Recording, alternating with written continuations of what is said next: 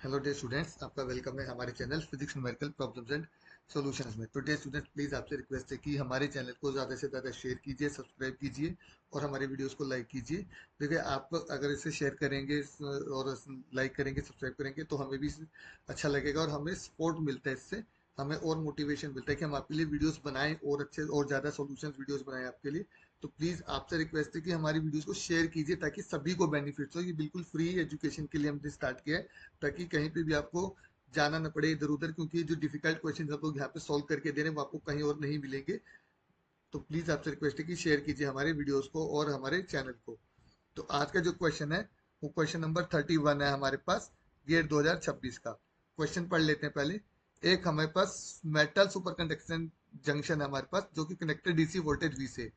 T less than TC पर क्या होता है हमारे पास, जो टी से सुपर कंडक्टिंग ट्रांजिशन टेम्परेचर है यहाँ पे, मतलब जब हमारा टेम्परेचर इस टेम्परेचर से कम होगा टीसी से, तो हमारा जो मेटल है वो किस स्टेट में चला जाएगा, सुपर कंडक्टिंग स्टेट में चला जाएगा। और उसका आईवी ग्राफ हमें यहाँ पे दिया हुआ है। तो अब हमें बताना है कि अगर सुपर कंडक्टिंग एनर्जी गैप इतना है तो डी का वैल्यू कितना होगा। तो ग्राफ का मतलब यहाँ के कि अगर जो हमारा मटेरियल है यानी कि जो मेटल है, जब वो सुपर कंडक्टिंग स्टेज में जा रहा है इस टेम्परेचर पर, तो उसके लिए जो थ्रेशोल्ड वोल्टेज है वो है 1 मिली इलेक्ट्रॉन वोल्ट। तो हम क्या कर लेते हैं, देखिए ऐसे बना लेते हैं। यहाँ पर एक ये हमारे होगी हमारे पास मेटल की स्टेट और ये होगी सुपर कंडक्टिंग स्टेट एस। अब क्या होता है कि जब सुपर कंडक्टिंग स्टेट एस में जो इलेक्ट्रॉन्स होते हैं उनका एक पेयर बन जाता है जिसे हम कूपर पेयर कहते हैं।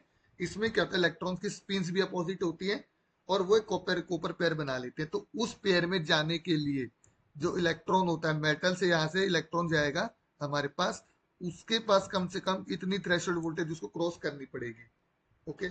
और जो वो थ्रेशोल्ड एनर्जी वो क्रॉस करेगा तो उसके लिए कितनी एनर्जी चाहिए, इलेक्ट्रॉन को यहाँ से यहाँ जाने के लिए कितनी काइनेटिक एनर्जी चाहिए होती है, वो हमें यहाँ पे एनर्जी गैप देगा आपको।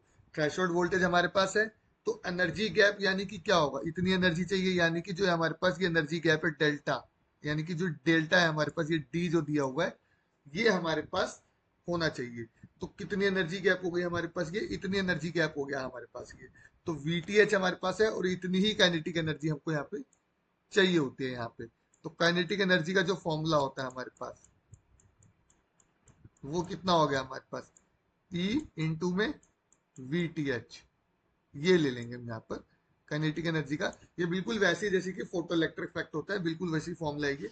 तो E into we T H हो गया। तो जब हम इसको मल्टीप्लाई करेंगे तो ये कितना हो गया, 1 मिली इलेक्ट्रॉन वोल्ट। ई हमारे पास है तो इसलिए हमने इसको इलेक्ट्रॉन वोल्ट ले लिया। अब ये किसके इक्वल है हमारे पास, डी के, क्योंकि इतनी ही काइनेटिक एनर्जी उसको चाहिए थी इलेक्ट्रॉन को क्रॉस करने के लिए और इतना ही एनर्जी गैप है। तो एनर्जी गैप हमारे पास कितना है, डी मिली इलेक्ट्रॉन वोल्ट है। तो यहाँ पर कितना है, 1 मिली इलेक्ट्रॉन वोल्ट है। जब आप कंपेयर करोगे तो आंसर आपको यहाँ कितना मिल जाएगा, 1 मिल जाएगा यहाँ पे। तो जो डी का वैल्यू है वो 1 आ गया। तो स्टूडेंट्स, आपसे रिक्वेस्ट है कि प्लीज इस वीडियो को ज्यादा से ज्यादा शेयर कीजिए, सब्सक्राइब कीजिए, लाइक कीजिए हमारी वीडियोस को। और आपसे अगर आप इसको इस तरह से करेंगे तो हमें मोटिवेशन मिलेगा। और आप देखिएगा कहीं पर भी इस तरह से सॉल्यूशंस आपको नहीं मिलेंगे। जो डिफिकल्ट क्वेश्चंस है, सिंपल इजी क्वेश्चंस को ही सॉल्व किया जाता है। और अगर आपको कोई भी क्वेश्चन, चाहे वो फिजिक्स का है, मैथ्स का है, इलेक्ट्रॉनिक्स का, अगर आपको नहीं आ रहा है तो हमारे कमेंट सेक्शन में उस वीडियो को पोस्ट करें।